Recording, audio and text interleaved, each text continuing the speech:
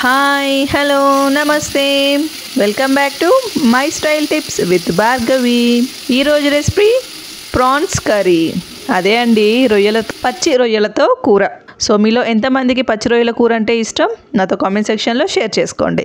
మీరు కనుక నా ఛానల్ని ఫస్ట్ టైం చూస్తున్నట్లయితే నా ఛానల్ని సబ్స్క్రైబ్ చేసుకోండి. సో ఇంకా లేట్ చేయకుండా ప్రాసెస్లోకి వెళ్ళిపోదామా. సో ముందుగా స్టవ్ ఆన్ చేసి స్టవ్ మీద కడాయి పెట్టుకోవాలి. కడాయి కాస్త వేడయిన తర్వాత కొద్దిగా ఆయిల్ని వేస్తున్నాను. నేను ఇక్కడ చిన్న ఉల్లిపాయలని యూస్ చేస్తున్నానండి. మీ దగ్గర లేకపోతే మన నార్మల్ ఆనియన్స్ని కూడా యూస్ చేసుకోవచ్చు. సో చిన్న ఉల్లిపాయలని వేసుకొని బాగా ఫ్రై చేసుకోవాలి. ఒక 2-3 మినిట్స్ ఇవి కాస్త ఫ్రై అయిన తర్వాత వీటిని మిక్సీ జార్లోకి తీసుకుంటున్నాను. ఇవి కాస్త చల్లారిన తర్వాత వీటిని కచ్చాపచ్చాగా మిక్సీ పట్టుకోవాలి. సో ఇదే ప్యాన్లో ఇంకొంచెం ఆయిల్ యాడ్ చేస్తున్నాను. ఆయిల్ కాస్త వేడయిన తర్వాత ఒక పావు టీ స్పూన్ సాజీరాని యాడ్ చేస్తున్నాను. అలాగే హోల్ గరం మసాలా దినుసులు కొద్దిగా యాడ్ చేస్తున్నాను.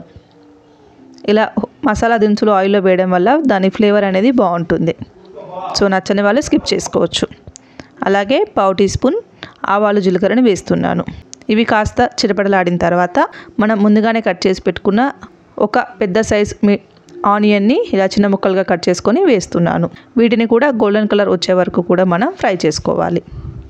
ఆనియన్స్ కాస్త ఫ్రై అయిన తర్వాత ఒక రెమ్మ కరివేపాకుని యాడ్ చేస్తున్నాను. ఇవన్నీ కూడా కాస్త ఫ్రై అయిన తర్వాత ఇందులో పావు టీ స్పూన్ పసుపుని యాడ్ చేస్తున్నాను.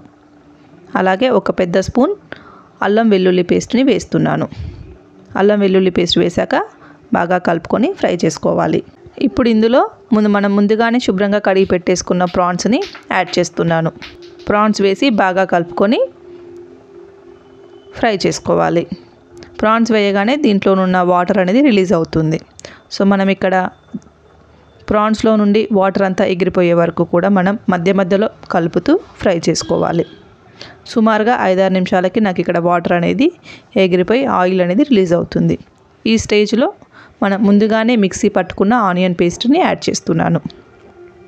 ఆనియన్ పేస్ట్ వేసుకొని బాగా కలుపుకొని ఫ్రై చేసుకోవాలి. ఇది కాస్త ఫ్రై అయిన తర్వాత ఇప్పుడు ఇందులో కారాన్ని యాడ్ చేస్తున్నాను. నాన్ వెజ్ కదా, మేము కాస్త కారం ఎక్కువగానే తింటాం. సో అందుకని ఒక 2 స్పూన్ల కారాన్ని యాడ్ చేస్తున్నాను. అలాగే రుచికి సరిపడా సాల్ట్ని యాడ్ చేస్తున్నాను. 1 స్పూన్ సాల్ట్ని వేస్తున్నాను. అలాగే 1 స్పూన్ ధనియా పౌడర్ని యాడ్ చేస్తున్నాను. అలాగే 2 స్పూన్ల ఎండు కొబ్బరి పౌడర్ని యాడ్ చేస్తున్నాను. వీటన్నిటిని వేసి బాగా కలుపుకొని ఫ్రై చేసుకోవాలి. ఈ మసాలాలన్నీ కూడా కాస్త ఫ్రై అయితే సరిపోతుంది. నేను ఇక్కడ కలర్ కోసం అని చెప్పేసి కాశ్మీరీ చిల్లీ పౌడర్ని యూస్ చేస్తున్నాను. మీ దగ్గర లేకపోతే ఈ స్టెప్ని స్కిప్ చేసేయండి. ఇప్పుడు ఇందులో 2 మీడియం సైజ్ టమాటాలని చిన్న ముక్కలుగా కట్ చేసుకొని ఇందులో యాడ్ చేస్తున్నాను. ఇవి వేసి బాగా కలుపుకోవాలి. టమాటాలు కాస్త మెత్తబడిన తర్వాత ఇందులో నేను గ్రేవీ కోసం వాటర్ని యాడ్ చేస్తున్నాను. మీరు మీ కన్సిస్టెన్సీకి తగ్గట్టుగా వాటర్ని యాడ్ చేసుకోండి.